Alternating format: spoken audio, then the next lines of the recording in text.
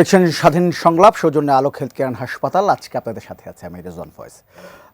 রাজনীতিতে এই মুহূর্তে যদি বলি, তারেক রহমানের দেশে আসা না আসার বিষয়টি অনেক বেশি আলোচনা। বিশেষ করে তার দেশে ফেরাটা তার একক নিয়ন্ত্রণে নেই। এইটি স্ট্যাটাস দেওয়ার পরে কিন্তু রাজনীতিতে নতুন মেরুকরণের মতো শুরু হয়েছে। আলোচনা অন্তত এই কেন্দ্রিক হয়ে গেছে। এবং তার দেশে ফেরা একক তার নিয়ন্ত্রণ আছে কিনা এটি নিয়ে কিন্তু মানুষ নির্বাচনে বিএনপির অবস্থান, বাংলাদেশের সামনে রাজনীতি সব কিছুর মধ্যে সমীকরণ খোঁজার চেষ্টা তারা করছেন, যে কোথায় আসলে বাধাটা আছে এবং এটি বাংলাদেশের রাজনীতিতে নির্বাচনে কি প্রভাব ফেলতে পারে, এমন একটি বিষয় নিয়ে আমরা এই বিষয় নিয়ে কথা বলবো। আমাদের আলোচনার বিষয় ক্ষমতার আড়ালে ক্ষমতা।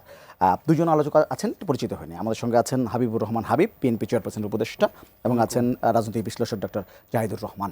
দুজনকে স্বাগত আমাদের অনুষ্ঠানে। হাবিবুর রহমান হাবিব, আপনার কাছে একটা প্রশ্ন করি। সেটা হচ্ছে, আমরা বেশ 5ই আগস্টের পরে কিন্তু আমরা শুনছিলাম যে তারেক রহমান কদিন পরে আসবেন। আমরা অনেকগুলো ডেট পেয়েছি, কখনো এপ্রিল, কখনো জুন, কখনো আগস্ট, কখনো অক্টোবর, কখনো এইবার শুনলাম নভেম্বরে তিনি চলে আসবে। শেষ পর্যন্ত তিনি তারেক রহমান আসলে জানিয়েছেন যে তার ফেরাট বা না ফেরাটা তার একক নিয়ন্ত্রণে নেই, এই সিদ্ধান্তটা।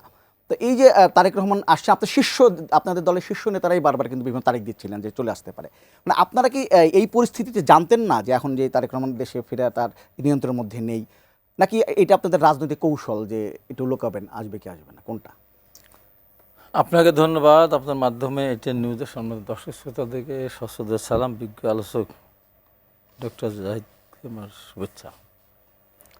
আমি এই বিষয়ে পরিষ্কার করে বলতে চাই, এতদিন আমাদের বিভিন্ন নেতা বলতেন এবং দায়িত্বশীল নেতা, যেমন আমাদের স্থায়ী কমিটির সদস্য সালাউদ্দিন সাহেব বলেছেন, আরও কেউ কেউ বলেছেন, আমরাও বলতাম তফসিল ঘোষণা হলে আমাদের নেতা আসবেন।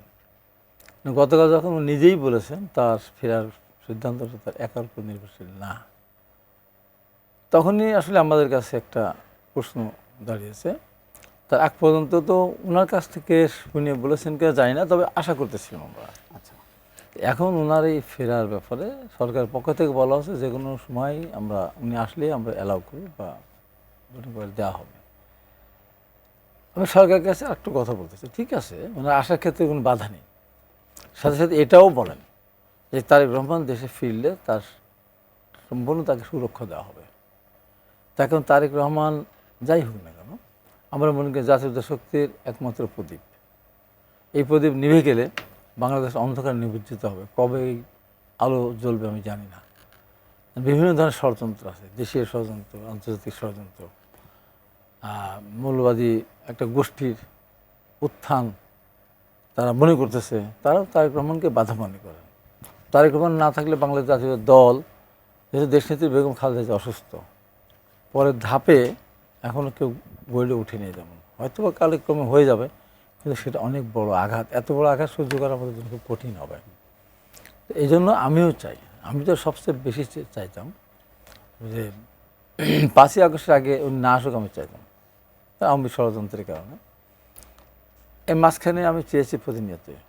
উনি নিজে যখন বললেন তখন আমি নিজেও কিন্তু ওনাকে আমি জোর করবো না, এবং আমি সরকারের কাছে বলবো, দাবি করে সরকারের পক্ষ থেকে বলবো ওনাকে সুরক্ষা দেওয়া হবে, তাহলে আমরা আশ্বস্ত হব। মানে আপনার কি মানে এর আগে বা তিনি ঘোষণা দেওয়ার আগে পর্যন্ত এই রিস্ক সম্বন্ধে খুব একটা ওয়াকিবহল না, রিস্ক সম্বন্ধে ওয়াকিবহল আমরা না তা না, আমরা মোটামুটি তারকে সুরক্ষা দেওয়ার জন্য দলের পক্ষ থেকে গাড়ি কেনা থেকে শুরু করে আমরা মোটামুটি একটা পেতেছিলাম। সরকারের পক্ষ থেকে সুরক্ষা না দিলে, যেহেতু জাতীয় আন্তর্জাতিক ষড়যন্ত্রের বিরুদ্ধে আছে, এখনও পার্শ্ববর্তী একটা দেশ, সেই দেশের কিন্তু বিগত সরকারের প্রধানমন্ত্রী কিন্তু সেখানে অবস্থান করতেছে। উনি এখনও পদত্যাগ করেননি, উনি ওখান থেকে চলে গেছেন বা পালিয়ে গেছেন। আমেরিকার যত এমপি, মন্ত্রী, নেতা সব কিন্তু ওখানে অবস্থান করছে। উনি কিন্তু যে কোনো মুহূর্তে, সরকার যেহেতু সার্বিক সহায়তা করছে এবং তাদের বিভিন্ন মিডিয়া বলছে যে আমরা শেখ হাসিনাকে বাংলাদেশে নিয়ে যাব, বাংলা নিয়ে আসবে কীভাবে, নিয়ে আসতে হলে পরে প্রবাসের সরকার গঠন করতে হবে এবং তাদের সংসদ সদস্যরা মিলে বলতে হবে যে আমরা বাংলাদেশকে ভারতের সাথে আমরা একীভূত করে দিলাম, তাহলে প্রদেশ হিসেবে ঘোষণা দিলাম। নানান ষড়যন্ত্র থাকতে হতো। এতক্ষণ ষড়যন্ত্র যখন হচ্ছে, তখন তারেক রহমান যেহেতু মূল নেতা, একমাত্র প্রদীপ, এই কারণে সংখ্যা তো আছেই। না আপনার কি মনে মানে তার দেশে আসার বাধার প্রধান পেছনে কি মূলত নিরাপত্তার ব্যাপারটি দায়ী? এখন তো অনেকখানি তাই তো। আচ্ছা ঠিক আছে, আমি একটু জাহিরুর রহমান আপনার উনি যেমন বলছিলেন যে তারেক রহমানের দেশে আসার পেছনে আসলে নিরাপত্তার অভাবটাই প্রধানত দায়ী, আপনার কি তাই মনে হয় না আসার পেছনে? আমি আসলে নিশ্চিত নই, কারণ তারেক রহমানের যে জবাবটা এসছে সেটা যথেষ্ট অস্পষ্ট, এবং একটা জায়গায় উনি বলছেন এটা স্পর্শকাতরতা এত বেশি যে এটা নিয়ে আসলে খুব বেশি বিস্তারিত বলার সুযোগও নেই। তার মানে খুব বড় কিছু একটা আছে। একটা জিনিস একটু বলে রাখা ভালো যে তিনি দল পরিচালনা সরাসরি করার কথা ছিল 5 আগস্টের পর, তিনি বহু বছর দেশের বাইরে থেকে এসব করছেন। 5 আগস্টের পর দেরি না করে আসবেন এটা মানুষ চাইছিল, এবং উনি কবে আসবেন, আসছেন না কেন, এই প্রশ্নগুলো যে তাকে রাজনৈতিকভাবে প্রশ্নের মুখোমুখি করছে, তাতে তার কিছুটা ক্ষতিও হচ্ছে, এটা না বোঝার কথা কিন্তু তার না। তারপরও তিনি আসছেন না, এমনকি এই আলাপটা তাকে আসলে করতে হলো কারণ যখন তাকে তার মা অসুস্থ হয়ে পড়লেন, পরিস্থিতিটা অত্যন্ত, আমি বলবো, নোংরামির পর্যায়ে চলে গেল। এটা রাজনীতি ছিল না। তারেক রহমান কেন দেশে আসছেন না, আসা উচিত কি অনুচিত, এটা কিন্তু গুরুত্বপূর্ণ রাজনৈতিক প্রশ্ন। এই আলোচনা কিন্তু সবাই করতে পারে, এই অধিকার সবার আছে। দেশের সবচেয়ে বড় দল, যে দলটা নির্বাচন হলে মোটামুটি পপুলার পারসেপশন হচ্ছে নিরঙ্কুশ বিজয় অর্জন করবে, তার প্রধানকে নিয়ে রাজনৈতিক এই প্রশ্ন আসবে। কিন্তু তার মায়ের অসুস্থতা নিয়ে অত্যন্ত বাজে কথাবার্তা, যে তার কর্তব্যপরায়ণ কিনা, তিনি মাতৃভক্ত কিনা, তারপর আসলে উনি বাধ্য হয়েছেন এই কথাগুলো লেখার জন্য। এখন নিরাপত্তা একটা কারণ হতে পারে, এর বাইরেও আমরা দেখেছি বিভিন্ন জায়গায় নানা সূত্রে যে কেউ কেউ দেশের অভ্যন্তরে বা দেশের বাইরে থেকে তিনি ফিরে না আসুক এই ধরনের কিছু চান কিনা, বা তিনি ফিরে আসতে হলে কারো সাথে, বিশেষ করে কোনো বৈদেশিক শক্তির সাথে কোনো আন্ডারস্ট্যান্ডিংয়ের প্রয়োজন আছে কিনা। আমরা বিবিসি বাংলার একটা রিপোর্টে দেখলাম যে বিএনপির কয়েকজনের নাম প্রকাশ করার অনিচ্ছুক এই সূত্রে জানাচ্ছেন যে এখানে কোনো বিদেশি শক্তিরও কোনো প্রভাব থেকে থাকতে পারে। আমি কোনোটাকে উড়িয়ে দিচ্ছি না, কারণ বাংলাদেশ অত্যন্ত গুরুত্বপূর্ণ একটা জিওপলিটিক্যাল পজিশনে আছে। সুতরাং বৃহৎ শক্তিগুলো এখানে তাদের নিজ নিজ স্বার্থ দেখার চেষ্টা করতে পারে। এখানে একটু যোগ করি, যদি সেটা হয়ে থাকে তার মানে জনাব তারেক রহমান বিদেশি শক্তির স্বার্থ খুব বেশি গ্রহণ করছেন না, তিনি দেশের স্বার্থ দেখতে চাইছেন, সে কারণেই বাধা হবে যদি সেটা হয়। আর নিরাপত্তা প্রসঙ্গে আমি বলতে পারি তার অভ্যন্তরীণ কারণে নিরাপত্তার অভাব আছে বলে আমি মনে করি। বাংলাদেশে সে মানে আইন শৃঙ্খলার অবস্থা ভালো না, কিছু শক্তি বাংলাদেশে মাথা চাড়া দেওয়ার চেষ্টা করছে, তারা মনে করছে তারা অনেক শক্তিশালী হয়েছে, এবং তারা অত্যন্ত কুরুচিপূর্ণ স্লোগান জনাব তারেক রহমানের বিরুদ্ধে দিয়েছে। এতটা কুরুচিপূর্ণ, বাংলাদেশের ইতিহাসে এরকম এই লেভেলের কুরুচিপূর্ণ স্লোগান দেওয়া হয় নাই। সো অভ্যন্তরীণ আছে, বৈদেশিক শক্তি চাইতে পারে যে তাকে, আমি তাত্ত্বিকভাবে বলছি, তাকে যদি তার নিরাপত্তা যদি যথেষ্ট না হয়, তাকে যদি হত্যা করে ফেলা যায়, বাংলাদেশের স্বাধীনতা সার্বভৌমত্ব ঝুঁকির মধ্যে পড়বে। কেন বলছি আমি বলি, বিএনপি দলটা তখন নেতৃত্ব দেওয়ার মতো, বেগম খালেদা জিয়ার যিনি অভিজ্ঞ মানুষ, কিন্তু আমরা খুবই চাই তিনি ভীষণ অসুস্থ, কিন্তু আমরা খুবই চাই তিনি ফেরত আসুক, কিন্তু উনি আসলে দলকে নেতৃত্ব দেওয়ার পর্যায়ে আর কখনোই যেতে পারবেন না, ওনার হেলথের যে কন্ডিশন। দলের কেউ একজন হাল ধরবে, বাংলাদেশের পরিবারের বাইরে কেউ যদি হাল ধরে এই দলগুলো ভেঙে টেঙে যাওয়ার প্রবাবিলিটি থাকে, তার পরিবারের অন্য সদস্যরা যথেষ্ট প্রস্তুত নন।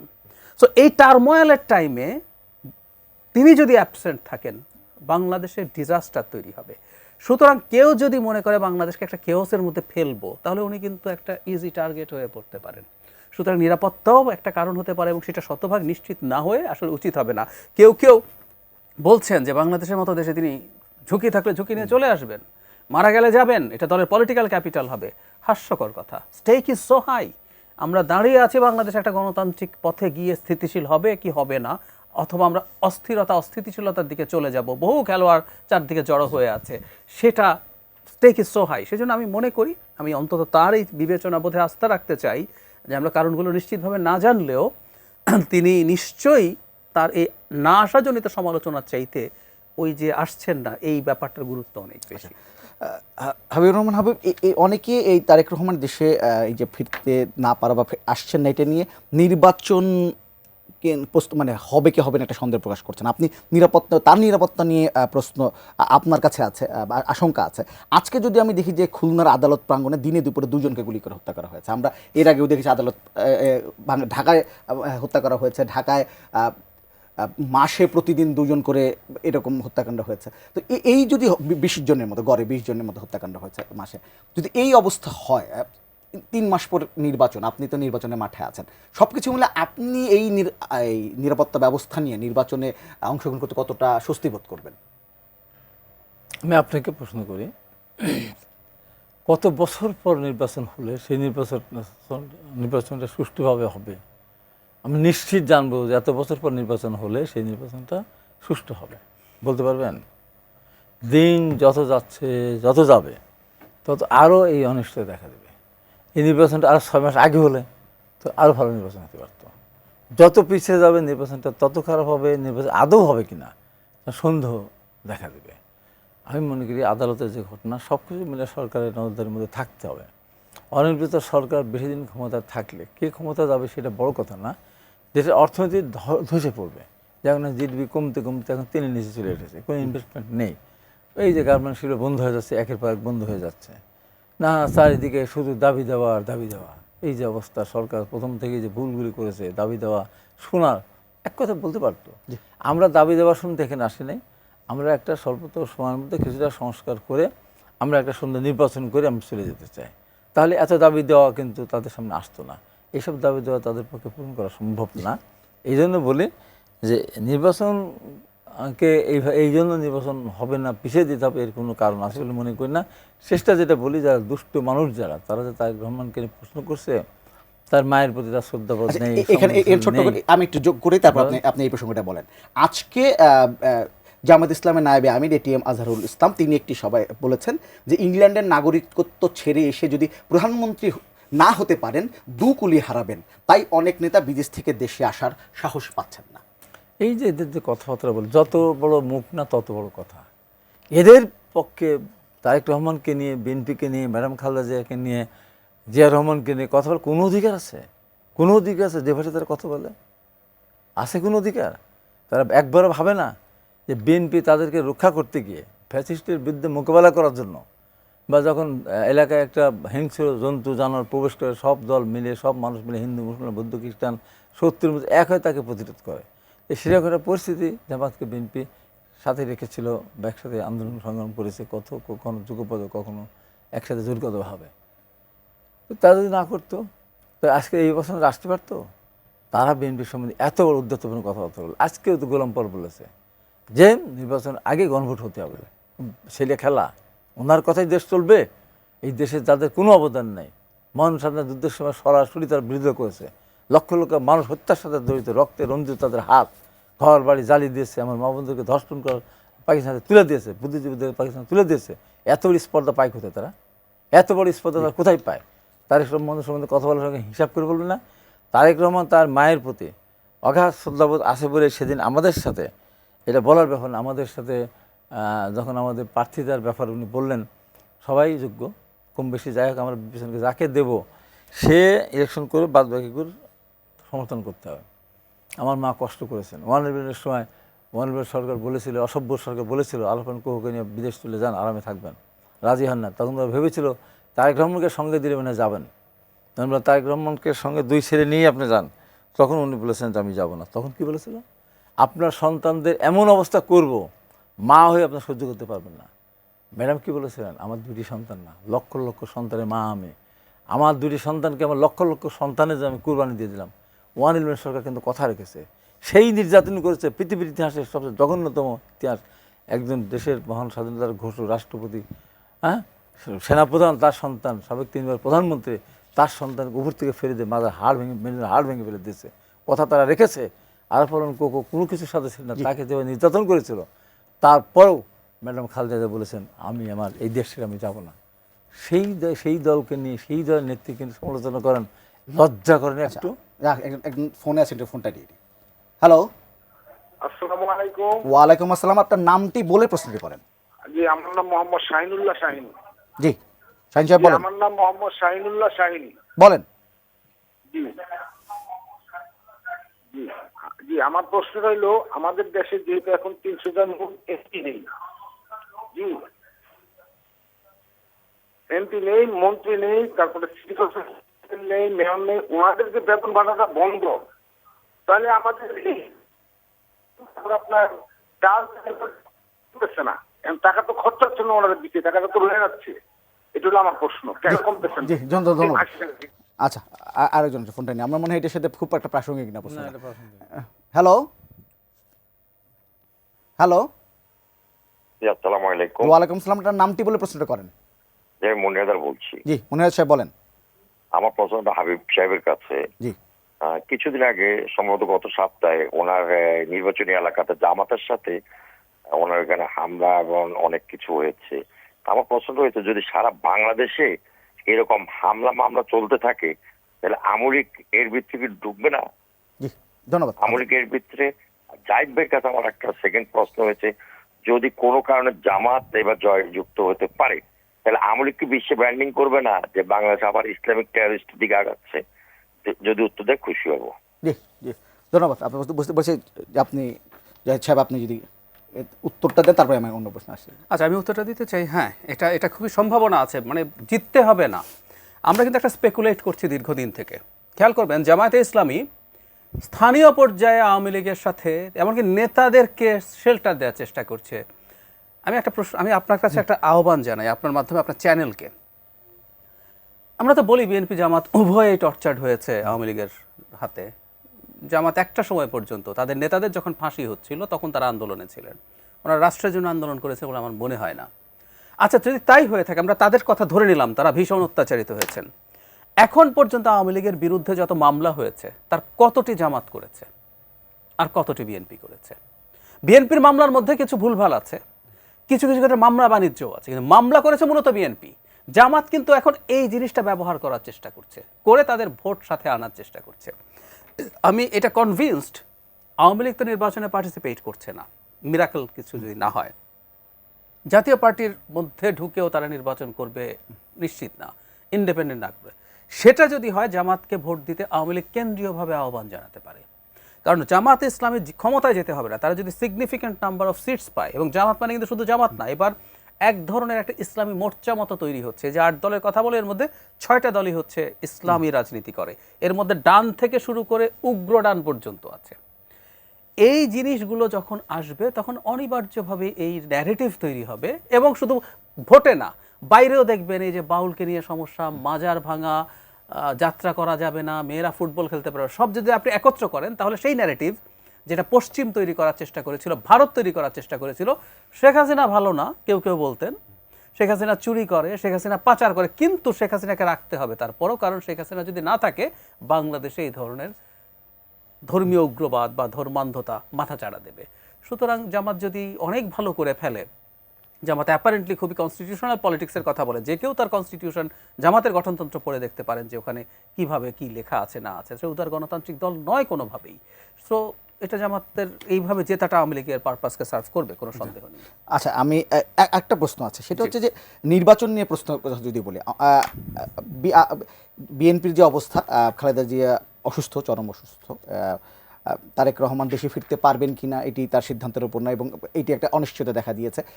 জামায়াত ইসলামী যেটি দেখা যাচ্ছে যে জুলাই তারা এখন আবার ভোটের আগে গণভোট চাচ্ছে, অর্থাৎ বিএনপি ছাড়া অন্যরা খুব যে নির্বাচন চাচ্ছে এমনটা মনে হচ্ছে না। তাহলে কি এই অবস্থায় নির্বাচনটা আসলে কতটা সম্ভব বলে আপনি মনে করেন? নির্বাচন সম্ভব। আমি আসলে ঘটনা যেটা হয়েছে, আমরা কতগুলো অনাবশ্যক বিতর্ক মাঠে জারি রেখেছি বলে মনে হচ্ছে নির্বাচনে তেমন কিছু হচ্ছে না। বিএনপি এখন বলছে, ধরুন জামায়াতে ইসলামী লোয়ার হাউসে পেয়ার ছাড়া নির্বাচন করব না, নভেম্বরে গণভোট না হলে নির্বাচন করব না, কিন্তু জামায়াতে ইসলামী এই নির্বাচনের জন্য সবচেয়ে বেশি প্রস্তুতি নিয়েছে এখন পর্যন্ত। সবার আগে তাদের ক্যান্ডিডেট ঘোষণা করেছে, বিএনপি তো মাত্র করলো, তার 2-3 মাস আগে জামাত তাদের মানে সম্ভাব্য প্রার্থী তালিকা ঘোষণা করেছে। তারা ক্যাম্পেইন তো বটে, বাড়ি বাড়ি যাওয়া গিয়ে শেষ করেছেন, গিয়ে তাদের নারীরা ঘরে ঘরে গিয়ে মানুষের কাছে ভোট চাচ্ছেন এবং জান্নাতের গ্যারান্টি দিয়ে মানুষকে মোটিভেট করার চেষ্টা করছেন। সুতরাং নির্বাচন ইজ ভেরি মাচ অন। আমি মনে করি তেমন কোনো সমস্যা আসলে হবে না। যেটা হয়েছে এটা সত্য, নির্বাচন আর কম বেশি তো 2 মাসের মতো বাকি, ফলে নির্বাচন কেন্দ্রিক যে সব আলোচনা সেগুলোই হওয়ার কথা ছিল, সেটা বাদ দিয়ে আমরা দীর্ঘ সময় নানা রকম অ্যাপারেন্টলি অপ্রাসঙ্গিক বিষয়ে আমাদের এখানে আলোচনা হয়েছে। হাবিবুর রহমান হবে আপনার কাছে আসবো, তার আগে আরেকজন দর্শক আছে, ফোনটা নিয়ে নিই। হ্যালো। হ্যাঁ, হ্যালো, আসসালামু আলাইকুম। ওয়ালাইকুম সালাম। আপনার নামটা বলে প্রশ্নটি করেন। আমার নাম হচ্ছে রবিউল গনি, আমি দিনাজপুর থেকে বলছিলাম। জি রবিউল সাহেব বলেন। আমার প্রশ্নটা হচ্ছে যে আমরা 111-এর ইতিহাস জানি, যে 111 হচ্ছে 22 জানুয়ারি ভোট হওয়ার কথা ছিল, কিন্তু 111-এর দিনে ভোটটা বাতিল করে দেওয়া হলো। তো ঠিক আগামী ফেব্রুয়ারি মাসের প্রথমার্ধে বা দ্বিতীয়ার্ধে যে নির্বাচনটি হওয়ার কথা চলছে, ডক্টর মোহাম্মদ ইউনূস নিজের মুখে বলেছেন যে 5 বছর 10 বছর 50 বছর তাকে মানুষ ক্ষমতায় দেখতে চায়। তিনিও ক্ষমতা প্রলম্বিত করার জন্য ভোটের তারিখে 2-3 দিন আগে নির্বাচনটা বাতিল করে দিয়ে বা স্থগিত করে দিয়ে তার ক্ষমতা প্রলম্বিত করার রাস্তা তৈরি করে নিতে পারেন কিনা। জি, ধন্যবাদ, আপনার প্রশ্ন বুঝতে পেরেছি। হাবিব মানে দর্শক মানে ভোট হবে কিনা এটি নিয়ে সংশয় প্রকাশ করলেন। না, দর্শককে আমি আশ্বস্ত করতে চাই ভোট হবে ইনশাল্লাহ। আর যদি না হয় ফেব্রুয়ারিতে, ডক্টর ইউনূস সাহেব ক্ষমতা থাকবেন না, ক্ষমতা প্রলম্বিত করার কোনো সুযোগ নেই। কারণ এদেশের সেনাবাহিনী মশার কামড় খেয়ে আর রাস্তায় রাস্তায় ঘুরে লাশ পাহারা দেবে না। এই জন্য ওনাদের ভাবা উচিত ভোটটা হলেই ওনারা সসম্মানে বিদায় হতে পারবেন, আর ভোট না হলে ন্যাক্কারজনকভাবে বিদায় নিতে হবে। অর্থাৎ ভোটটা করা, জনগণের জন্য প্রত্যাশা ভোটটা হওয়া, ওনাদেরও দায়িত্ব এবং কর্তব্য ভোটটা করা। না করলে ওনারা সবচেয়ে বেশি বিতর্কিত হবেন, ইতিহাসে আস্থা করে নিক্ষিপ্ত হবেন। সেজন্য মনে করি ভোটটা হবে। আরেকজন দর্শক বিরতির আগে প্রশ্ন করেছেন, আপনাকেই প্রশ্ন করেছেন যে আপনার এলাকাও আপনাদের সাথে জামায়াত ইসলামের একজন সংঘর্ষের ঘটনা ঘটেছে, এটি কি সামনের দিকে আরো বাড়তে পারে কিনা তার সংখ্যা? আমি তো বিভিন্ন এলাকায় তারা এটা জামাত এখন মনে করছি রাষ্ট্রীয় ক্ষমতায়, তারা এত তাদের কথা ভাব দেখেন না। জামাতের ইসলামিক দল বলে দাবি করে, একজন মানুষ মৌলানা আছে ওদের মধ্যে, বলেন তো?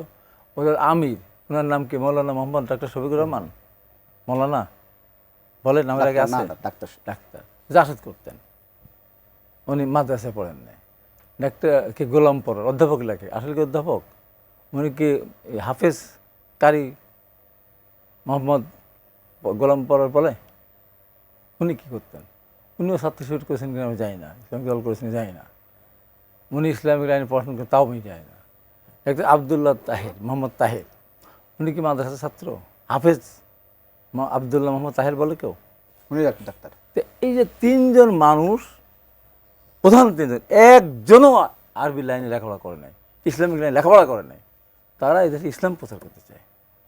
এত মিথ্যা কথা তারা বলে। আজকে আমি আপনাকে বলে, এদের কথা শুরুই হলো মিথ্যা দিয়ে। আমার ওখানে যে মারামারির কথা বললেন না, আমার ইউনিয়নের সভাপতি জাহুল ইসলাম সন্টু সর্দার ইউনিয়নের চেয়ারম্যান ছিলেন, কি থানা বিএনপির সাবেক আমার হামিদুল্লাহ হামদু মেম্বার, আমার ইউনিয়নের প্রেসিডেন্ট রমজান আলী সেক্রেটারি, আমাদের টিক্কা, এরা যাই নাই ওখানে, ওদের মামলা দিয়েছে।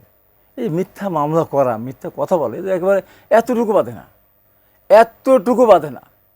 একটা ইসলামিক দল বলতে পারে একজন যদি আমাদের কেউ কিছু খুন করে 10 জনকে খুন করা, এ কথা শেখ হাসিনা বলেছিলেন।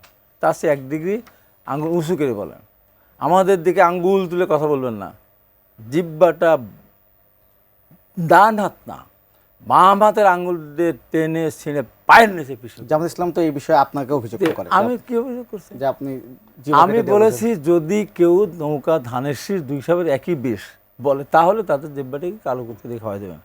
আমার 1000 বার বলুক ধানের শীষ, সাবের বিষ, সাবের বিষ, সাবের বিষ বলুক, আমার আপত্তি নেই। কিন্তু নৌকার সাথে আমাকে তুলনা করবে কেন? নৌকার সাথে আমাকে তুলনা করবে যে নৌকা আমাকে জেল খেটেছে, আমার নেত্রীকে জেল দিয়েছে, আমার নেতা তারিখকে জেল দিয়েছে, সে নৌকা ধানের শীষ 2 সাবের এক বিষ বললে তবে বলবোই। আমি এটাতে এখন বলে নাই, আমি মেজর রফিকের উদ্দেশ্যে বলেছিলেন শহীদুল চৌধুরীকে অ্যানিকে যখন যে টিয়ারশেল মেরেছিল, কিন্তু জাতির সঙ্গে বললেন না যে শহীদুল চৌধুরী অ্যানি পুলিশকে কাটায় ফেলে গুলিগত উদ্যত হয়েছিল, পুলিশ জীবন রক্ষার্থে টিয়ারশেল মারতে নিক্ষেপ করে বাধ্য হয়েছে। আমি জাতির সঙ্গে বলার কারণে বলেছিলাম মেজর রফিক চন্দ, উনি তো স্বরাষ্ট্রমন্ত্রী, বীরত্তম সেক্টর কমান্ডার। আমি বললাম যে এই কথা বলার অপরাধ, আপনার একমাত্র শাস্তি হওয়া উচিত আপনার জিব্বাটা কেটে কালো করতে দিয়ে খাওয়াই দেওয়া। আমাকে ওই দিনই গ্রেপ্তার করতে চেয়েছিল। পরে যখন দেখেছে আমি বলছি শাস্তি এটা, মারাত্মক শাস্তি এটা, কই আমি ম্যাডাম খালেদা শেষ করি। ম্যাডাম খালেদা জিয়াকে এতিমের টাকা আত্মসাৎ করার দায়ে যে বিচারপতি রায় দিয়েছিলেন, তার বিরুদ্ধে কথা বলতে আমি জেলে গেলাম। পরে বেরিয়ে আসি বললাম আমি তন্ন করে সুলমান কামালের ওখান থেকে পড়েছি। পৃথিবীর কোনো আদালত, কোনো বিচার 1 সেকেন্ডও শাস্তি ম্যাডাম খালেদা দিতে পারতেন না। তারপরেও যদি কেউ দেখাতে পারে ম্যাডাম খালেদা এতিমের টাকা আত্মসাৎ করেছে, খোলা তরবারি নিয়ে এসে আমার গদ্দানটা কেটে নিয়ে আমার পুরো আপত্তি করবে। তবে এখন থেকে যদি কেউ বলে ম্যাডাম খালেদা এতিমের টাকা আত্মসাৎ করেছে, তার জিব্বাটা কিন্তু কেটে ফেলা হবে। আহমেদ হোসেন আওয়ামী লীগের সাংগঠনিক সম্পাদক এমপি, আমার আমি বলেন না, বলার সাহস পাইনি। আমি তো সেই হাবিব। আমি কি বলেছি? আপনি আমার ধানের শীষ আপনার জিব্বা কেটে নেওয়ার বক্তব্য নিয়ে 100 বার বলেন, কথা বলেন। আমি তো ওইভাবে বলবেন কেন আপনি? জি। আপনি কেন আমাকে নৌকার সাথে যে মিলাবেন? আসবো বলেন। আপনার কাছে, আমি ডক্টর জাহিদুর রহমান আপনার কাছে আসতে চাই। আজকে পররাষ্ট্র উপদেষ্টা তিনি বলেছেন যে তারেক রহমান যদি দেশে আসতে চায় সরকার সম্পূর্ণ সহায়তা করবে, সরকারের পক্ষ থেকে আসলে কোনো ধরনের বাধা নেই। এবং তিনি বলছেন যে ওয়ান টাইম পাস সরকার সংঘর্ষ দেবে, তিনি যদি আজকে আসতে বিমানে উঠতে চান তা আজকে পাস ইস্যু করা হবে। মানে এখন কি আসলে অবস্থা যায় এই টিকিট কাটলাম, বিমানে উঠে গেলাম, চলে আসলাম, এই পরিস্থিতিতে আছে পুরো পরিস্থিতি, অথবা সরকার কি এখন আসলে পুরো ব্যাপারটাই বিএনপি বা তারেক রহমানের ঘাড়ে দিয়ে দিতে যাচ্ছে কিনা? মানে সরকার সেফ থাকতে চাইছে। খেয়াল করি মানে জনাব তারেক রহমান যেভাবে বলেছেন এর মধ্যে একটা অস্পষ্টতা তো আছে। এখন এই ফিসফাস হয়েছে, আমি সামাজিক মাধ্যমে দেখলাম যে সরকার কি কোনো বাধা তৈরি করছে। গতকালই আমাদের নিশ্চয়ই মনে আছে যে প্রেস সচিব বলেছেন না আমাদের দিক থেকে বাধা নেই, আজকে পররাষ্ট্র উপদেষ্টা ক্লিয়ার করেছেন। সরকারের দিক থেকে এটা খুবই ভুল না, এটা ঠিকই বলবো, কারণ না হয়তো সরকারের উপরে সমালোচনার প্রশ্ন আসছে। সরকারের মধ্যে কেউ কেউ আছেন, এই ধরনের পারসেপশন আছে, এটা সত্য মিথ্যা জানি না, যে তারা নির্বাচন পিছিয়ে দিতে চায়। তাদের মধ্যে কেউ কেউ 5 বছর ক্ষমতায় থাকতে হবে, কেউ কেউ মনে করেন যে বিএনপিকে যত যেভাবে হোক ঠেকাতে হবে, এরকম নানান আলাপ আলোচনা আছে। ফলে সরকারের দিকে এক ধরনের মানে মানুষ আঙ্গুল নির্দেশ করছে, সেটা থেকে উনি আসলে মুক্ত হতে চেয়েছেন বলে মনে করি। এবং আমারও ধারণা সরকার অন্তত কোনো ব্যারিয়ার তৈরি করছে না। কিন্তু যেটা জরুরি, হাবিব ভাই বলছেন যে সরকার তাকে সেই লেভেলের নিরাপত্তা দিতে পারবে কিনা, বা সরকারের জায়গায় আসলে প্রশ্নও আছে। উনি তো জনাব তারেক রহমান তো একটা দলের প্রধান, এখন এই দলটা নির্বাচনের আগে আর পরে ভিন্ন, পরেই হয়তো সে ক্ষমতায় চলে যাচ্ছে, কিন্তু এই মুহূর্তে কিন্তু একটা দলের প্রধান, তার জন্য আসলে ঠিক কতটা কি করা যেতে পারে রাষ্ট্রীয় সরকারি নিয়মের মধ্যে। কিন্তু সরকারের দিক থেকে ওই কোঅপারেশনটা রাদার বেশি দরকার আমার মনে হয়। সরকার বাধা দিচ্ছে এটা আমি বিশ্বাস করি না। জি। দর্শক ফোন করেছিলেন দুজনকে, তাদের কথা শুনে মনে হচ্ছে যে নির্বাচন নিয়ে একটা শঙ্কা, মানে এত কিছুর পর নির্বাচন হচ্ছে, সরকার প্রধান যিনি আছেন প্রধান উপদেষ্টা ঘোষণা দিয়ে দিচ্ছেন যে সুন্দর একটা নির্বাচন হবে, তারপরও মানুষের মধ্যে শঙ্কাটা কাটছে না কেন? শঙ্কা প্রধান উপদেষ্টাও বুঝতে পারছেন, খেয়াল করি উনি বারবার বলছেন, মানে এতবার উনি যে কোনো প্রসঙ্গে দেশে বিদেশে, কিছুদিন আগে উনি বিদেশে গেলেন, সেখানে বলেছেন দেশে যেখানেই সম্ভব যেখানেই সুযোগ আছে কঠোর ভাষায় নির্বাচনের কথা বলছেন। আর একটা কথা আমাদের মনে রাখতে হবে, আমরা যতই শঙ্কা নেই বলছি, আমি মনে করি নির্বাচন হবে, ভালোভাবেই নির্বাচন হবে, আমি মনে করি। কিন্তু যখন পপুলার পারসেপশন এটা, তার মানে এর মধ্যে কিছু না কিছু যুক্তি আছে, কারণ আছে। কারণটা আমি একটু যদি অনুমান করি, সেটা হচ্ছে দীর্ঘদিন থেকে নানান ঘোলাটে কথাবার্তা হয়েছে, পরিস্থিতি ঘোলাটে হয়েছে, সরকারের দিক থেকেই নানা রকম কথা হয়েছে। আমাদের থেকে হয়তো 5 বছর চায়, প্রেস সচিবকে আমরা দেখেছি যেখানে 5 বছর চায় ওগুলো উনি শেয়ার করছেন। ডক্টর ইউনূস যেভাবেই বলুন, উনি একটু রেটরিক্যালি বললেও উনি অনেকে তো আবার 5, 10, 50 বছরও চায়, এই ধরনের নানান আলাপ হয়েছে। তার সাথে সাথে যোগ করব, নির্বাচন যখন আসছে অপ্রয়োজনীয় ইস্যু তৈরি করেছে কিছু কিছু দল। লোয়ার হাউসে পিআর, মানে বাংলাদেশে এই নির্বাচনে লোয়ার হাউসে পিআর এর আলাপ করে সেটা করা যাবে কেউ মনে করে, জামাত মনে করে, আমি মনে করি না মনে করে। কিন্তু ইস্যু আনা হলো, এটা নিয়ে মাঠে নামা হলো, এটা নিয়ে জল ঘোলা করার চেষ্টা করা হলো। জুলাই সনদ, গণভোট, প্রত্যেকটা ইস্যু নিয়ে পরিস্থিতি এমন করা হলো যে মূল নির্বাচনের আলাপ সরে গেল। খেয়াল করবেন, এক ডাকসু নির্বাচন হবে যেখানে ভোটার হচ্ছে 40,000। এই নির্বাচনে 1 মাস ধরে সারা দেশের সব টিভি টকশোতে কথা হয়েছে, কারণ দেশে বহুদিন পর একটা নির্বাচন হতে যাচ্ছে, ফেয়ার নির্বাচন। সেই তুলনায় জাতীয় নির্বাচন লক্ষ কোটি গুণ বেশি গুরুত্বপূর্ণ। সেটা নিয়ে 2 মাস আগেও আপনি দেখবেন অন্যান্য নানান ইস্যু মাথা নষ্ট করছে। এই কারণে মানুষের মধ্যে এক ধরনের রং পারসেপশন তৈরি হয়। তো হাবিবুর রহমান হাবিব, আপনাকে প্রশ্ন করছি, নির্বাচন সামনে, এখন এই বেগম খালেদা জিয়ার অসুস্থতা এবং তারেক রহমানের দেশে ফিরবেন কি ফিরবেন নেই এমন অনিশ্চয়তা, সব কিছু মিলে বিএনপির সামনে কি নতুন চ্যালেঞ্জ আসলো কিনা বা এই নির্বাচনের আগে আগে? আমি বলি, বিএনপি নিজেকে নিয়ে ভাবে না, দলকে নিয়েও ভাবে না, বিএনপি ভাবে দেশের মানুষকে নিয়ে। দেশের মানুষ একটা নির্বাচিত সরকার দ্বারা পরিচালিত হোক, এটা বিএনপির চাওয়া। সেখানে দেশনেত্রী বেগম খালেদা যে অসুস্থ, মারাত্মক অসুস্থ, আমাদের ভারপ্রাপ্ত চেয়ারম্যান দেশে আসতে পারছেন না, তার কারণে দেশের মানুষকে ভোটের দিকে বঞ্চিত করতে হবে, দেশে একটা অনিজ সরকার দ্বারা পরিচালিত হতে হতে দেশের অর্থ নিঃশেষ হয়ে যাবে। বিএনপি সেটা চায় না। বিএনপিতে এই দেশের প্রতি দরদ আছে, দায়িত্ববোধ আছে। যারা দেশ চায়নি তাদের কথা আর বিএনপির কথার ভিতরে অনেক পার্থক্য। শহীদ রাষ্ট্রপতি জিয়া রহমান নিজের জীবনের ঝুঁকি নিয়ে বউ সেলিমের কথা চিন্তা না করে সেই সময় মহান স্বাধীনতা ঘোষণা দিয়েছিলেন নিজেকে সুপ্রিম অথরিটি হিসাবে। এখন আর যারা সাধারণত বিরোধ করে তারা সব কিছু চাইতে পারে নির্বাচন হবে না, এটা হবে না, সেটা হবে না, বিএনপি কিন্তু সেটা না। এই জন্য বিএনপি সব কিছুর পরেও বিএনপি নির্বাচনটা করতে চায়, দেশের মানুষের প্রতি বিএনপির দায়িত্ববোধ থেকে করতে নির্বাচন চায়। আপনারা করতে চান। আমাদের ডক্টর জাহিদুর রহমান, আপনার কাছে একই প্রশ্ন আসলে করবো যে বিএনপির সামনে আসলে এখন নতুন চ্যালেঞ্জ চলে আসলো কিনা? কিছুটা চ্যালেঞ্জ তো বটেই, তবে এটা খুব বড় কিছু হবে বলে আমার মনে হয় না। কারণ যে প্রবলেমটা আছে আমি ধারণা করি, আমরা জানি না প্রবলেমটা কি, কোন জায়গায় এটাকে ডিল করতে হবে, সেটা ডিল করে জিনিসটা সমাধান সম্ভব বলে আমি মনে করি। একটা কথা খুব জরুরি, বাংলাদেশকে নিয়ে যারা, এটা আমাদের দেশের অভ্যন্তরে এবং দেশের বাইরেও যারা কনসার্নড আছেন, আমি সরাসরি বলে ফেলি, ইন্ডিয়া ছাড়া একটা আনস্টেবল বাংলাদেশ আসলে কেউ দেখতে চাইবে না। ইন্ডিয়া মুখে মুখে গণতন্ত্রের কথা বলে, নির্বাচনের কথা বলে, কিন্তু তাদের জন্য সবচেয়ে সুবিধাজনক হচ্ছে বাংলাদেশ একটা আনস্টেবল বাংলাদেশ, বিশৃঙ্খল বাংলাদেশ, যেখানে আওয়ামী লীগকে আরও রিলেভেন্ট করে তোলা যাবে খুব দ্রুত। এর বাইরে বাংলাদেশের স্থিতিশীলতা সবাই চাইবে, হয়তো বা আমি নিশ্চিত নই, অনেক জিও পলিটিক্যাল হিসেব নিকেশ আছে, অনেকের চাওয়া আছে, গ্রেট পাওয়ার গেমের মধ্যে আমরা ঢুকে পড়েছি, যেমন চায়না আছে, আমেরিকা আছে, আর রিজিওনাল শক্তি হিসাবে ভারত এই মুহূর্তে ব্যাকফুটে থাকলেও সে তার ফুটপ্রিন্ট বাড়াতে চাইবে। সো নানান ইস্যু আছে, সম্ভবত এই ক্ষেত্রে যারা সামনে ক্ষমতায় আসবে তারা কি করতে চায় না চায়, অন্যদের চাওয়া কি আছে না আছে, কোনো ধরনের কোনো কিছু হতে পারে। তো এগুলো মেজর কোনো চ্যালেঞ্জ বলে আমি মনে করি না। একটা কথা মনে রাখতে হবে, শেষ করছি এটা দিয়ে, একটা নির্বাচিত সরকার যদি থাকে জনগণের ভোটে, তার উপরে চাপ থাকে, কিন্তু সে শেখ হাসিনা হয়ে যায় না, কারণ তার শক্তি আছে মাটির উপরে, যে আমি জনগণের সমর্থনে দাঁড়িয়েছি, বৈধ সরকার, সেই চাপগুলো ভবিষ্যতে মানে কমব্যাট করতে পারবে। আচ্ছা, আরেকটা যে দেখবো যে বেগম খালেদা জিয়া যখন অসুস্থ তখন দলমত নির্বিশেষে সবাই যেভাবে যাচ্ছেন তার জন্য দোয়া করছেন, সেটি একটি ছবি। এবং অন্য পাশে আবার তারেক রহমান দেশে ফিরছেন না, এটি নিয়ে রাজনৈতিক মাঠে তাকে নানা ধরনের বুলিং করা হচ্ছে। মানে আপনার কাছে কোন জিনিসটা সিগনিফিকেন্ট মনে হয়, যে এই যে সবাই সে মানে তার জন্য দোয়া করছেন, এটি বেশি গুরুত্বপূর্ণ এখন নাকি রাজনীতির মাঠে যে বক্তব্য?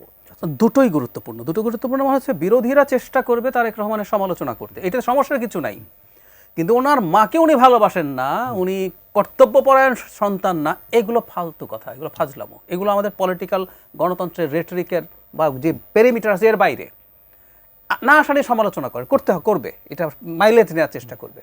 বেগম খালেদা জিয়ার কাছে একটা অভাবনীয় ঘটনা ঘটেছে, উনি এখনও তো ডিফ্যাক্টো না, ডিফ্যাক্টো চেয়ারম্যান হয়তো তারেক রহমান, কিন্তু আমাদের কাগজে কলমে তিনি চেয়ারপারসন। এখন এইরকম একজন মানুষ মানে দলমত নির্বিশেষে সব মানুষের জাতীয় অভিভাবকের মতো জায়গায় পৌঁছে গেছেন।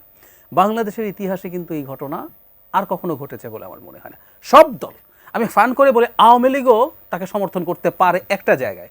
5 আগস্ট পরবর্তী সময় খেয়াল করবেন যে আওয়ামী লীগকে কোনো না কোনো ধরনের অন্যায় থেকে রক্ষা করার জন্য, কারো উপরে হামলা যাতে না হয়, কারো প্রতিষ্ঠানে হামলা যাতে না হয়, কারণ অন্যায় যাতে কেউ কারো উপরে না করে, তিনি আহ্বান জানিয়েছিলেন।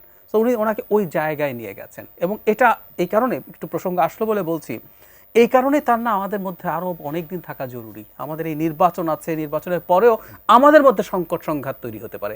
দেখা যাবে বেগম খালেদা জিয়া বিএনপির মানুষ হয়েও হতে পারে উনি জামাতের কাউকে ডেকে, এনসিপির কাউকে ডেকে এই ব্যাপারে ইভেন মধ্যস্থতা করারও সুযোগ, বা সরকার, সেনাবাহিনী, যে কারোর সাথে, উনি শুধু প্রধানমন্ত্রী নন, উনি সেনাবাহিনীর প্রধানের স্ত্রীও। তো সুতরাং সব কিছু যদি মেলায় এই জায়গাটা ইনফ্যাক্ট ওনার তৈরি হয়েছে, এটা একটা অভাবনীয় ব্যাপার। আমি যখন দেখা করলাম 6 তারিখে, দেখা করার পরে একটা বার উনি বললেন না তোমাদেরকে আমাদের অত্যাচার করেছে, নির্যাতন করছে, তোমার প্রতিশোধ নাও, একটা কথাই বললেন, একটা জাহিজেরা বললেন, দেশে যাও, মানুষের পাশে দাও, মানুষ যেন কষ্ট না পায়। আমি অবাক হয়ে তার মুখের দিকে তাকিয়ে আছি, কথা বলতে পারছি না, টর্চার, আমি মুখের দিকে তাকিয়ে আছি, হাত পাগুলো তখন এরকম বেঁকে গেছে, তারপরেও কোনো আক্রোশ নাই, কোনো প্রতিহিংসা নাই, কিচ্ছু নাই। আমরা আসলে এটাই হলো বেগম খালেদা জিয়ার রোগ মুক্তি কামনা করে আজকে শেষ করছি। আপনাদের ধন্যবাদ আপনি যুক্ত হওয়ার জন্য। দর্শক, আজকে শেষ করছি, আগামী পর্ব আবারও দেখা হবে, ততক্ষণ পর্যন্ত ভালো থাকবেন, সুস্থ থাকবেন, অবশ্যই এটি নিয়ে সামনে থাকবেন।